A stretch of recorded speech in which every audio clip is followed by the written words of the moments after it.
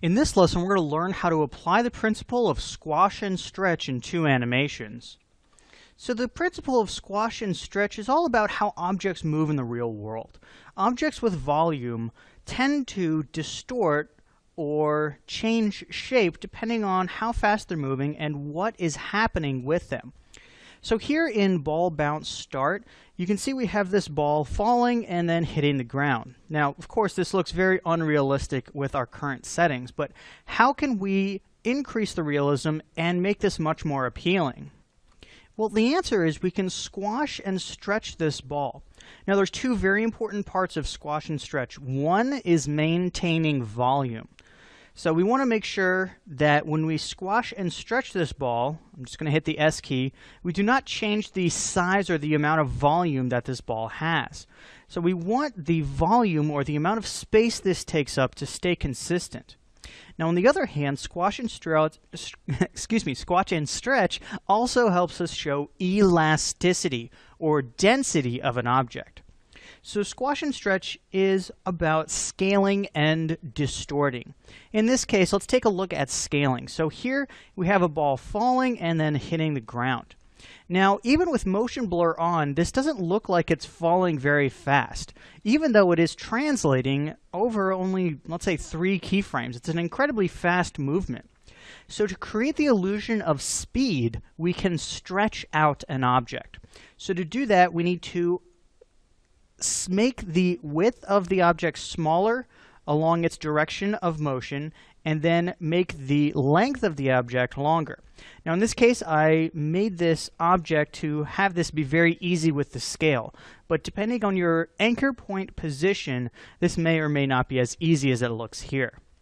So to stretch something out, in this case, we want to increase its height and decrease its width, or increase its scale y and decrease its scale x. You can see here that now the ball looks elongated as though it is traveling much faster than it actually is.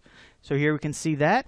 Now, of course, we're going to need to keyframe this effect off as soon as it hits. So let's go back to our scale, keyframe this on the frame right before it hits, and jump forward 1 frame and reset these back to 100.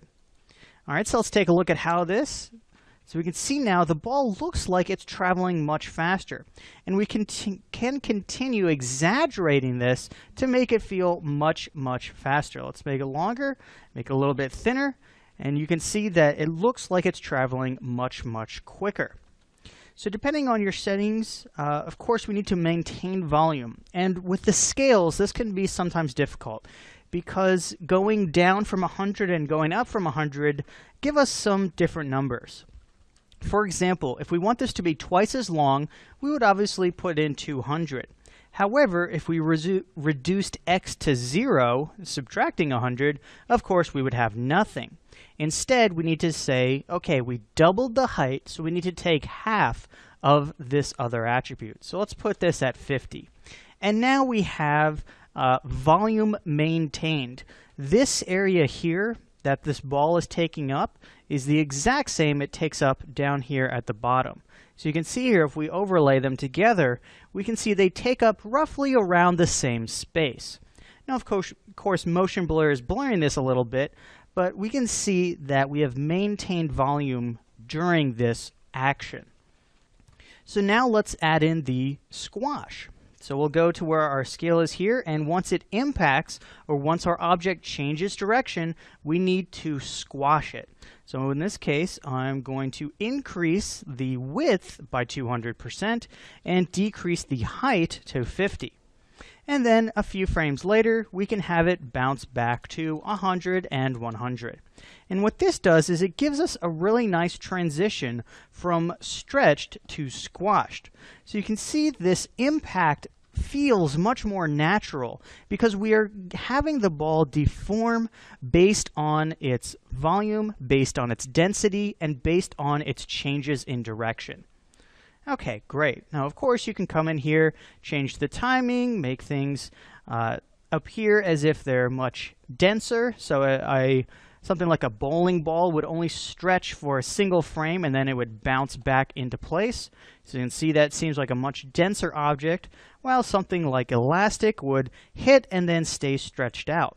And of course we can also add follow through to this, so we can reverse the stretch here. So let's pull this out a little and let's take a look here. Okay, and we can of course flip this over so that it is now squashed a little bit and then stretched out. So it's kind of bouncing in between those two states. So if we take a look at this, you can see we make this look much more elastic depending on how much follow through or how many layers of squash and stretch we place on this object. So now let's take a look at this in a more real-world scenario.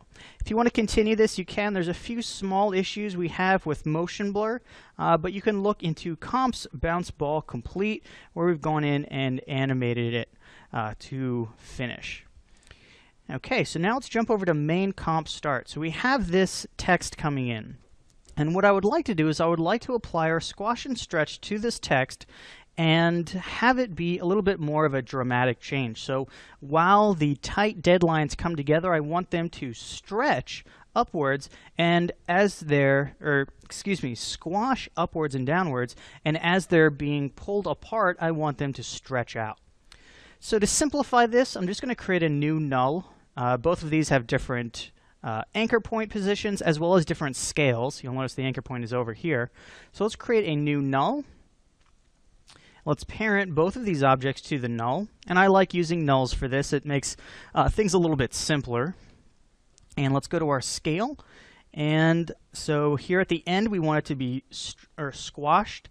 So let's manipulate this so the X is in a little bit and the Y is up quite a bit more. And then let's set a keyframe, and at the beginning let's reverse this. So at the beginning let's have it be really stretched out and really tiny.